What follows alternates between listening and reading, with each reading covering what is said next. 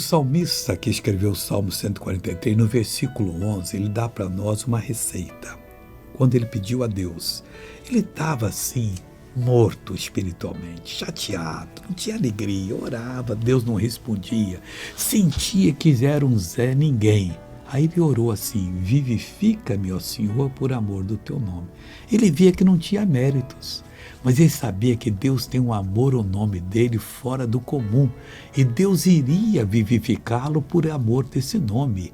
Ele falou mais: por amor da tua justiça, que ainda iria ser feita em Jesus, tira a minha alma das angústias. Hoje, você não precisa orar com temor, não vai acontecer, meu irmão, é direito seu de assumir a vivificação, porque quando Jesus foi vivificado, nós também fomos por ele, e por amor do nome dele, Deus dará.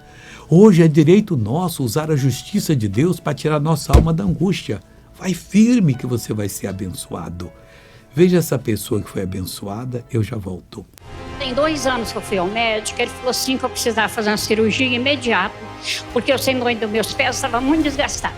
Você estava andando com esse mal? Aí eu andava andando, eu não aguentava. Imita direitinho, imita. Eu não aguentava, tinha dia que eu levantava assim, eu não aguentava nem pulso. E agora? Agora mancando eu estava direto.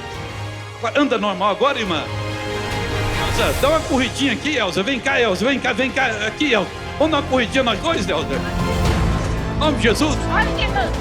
Voltei para orar: Pai, vivifica essa pessoa, por amor do teu nome, que Jesus já comprou essa bênção e ela já tem esse potencial. E por amor da tua justiça, meu Pai, tira essa alma da angústia, da mão das provações. Sai todo o mal dessa vida, em nome de Jesus. Amém.